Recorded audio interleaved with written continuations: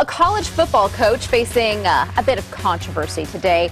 This has nothing to do with recruiting violations. It has to do with how Vanderbilt head coach James Franklin picks his contestants. He says he won't do it, assistants rather. He says he won't do it until he sees their wives. According to reports, Franklin told a radio station, "I've been saying it for a long time. I will not hire an assistant coach until I've seen his wife. If she looks the part, then you've got a chance to get hired." That's part of the deal. He went on to explain there is a very strong correlation between having confidence, going up and talking to women, and being quick on your feet and having some personality and confidence and being fun and articulate and walking into a high school and recruiting a kid and selling him. So here's the question.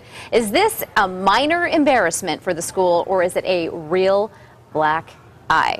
Matt, what do you think? I mean, honestly, is there a correlation? If you can go in, if you're confident enough to get a hot wife, you can convince a high school student to come to your university? I'm confused by the whole story. I don't know what I want to know what is the part. I want to see the picture of the perfect wife that's good for the assistant.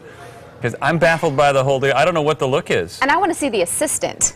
Yeah, well, maybe that's what he's saying. It should be like a really squirrely-looking assistant with a super awesome, wife, and then the kid's going, hey, that could be me one day. Right. Again, I'm confused by the whole statement. Because this assistant must have been pretty darn convincing. He's got something going on. I guess. He's got game. He's apparently got game, but I think a lot of people are kind of uncomfortable with that because it does seem a bit sexist. Well, that's probably the kind of thing that you say in a meeting, but you probably don't want to go say to a radio station or in any kind of a press conference. There's a lot of things that you could just keep in the inside or maybe in private around the table. Exactly. All right, Marilyn Tucker McCall. She says, just another reason to be so proud of my home state. Not.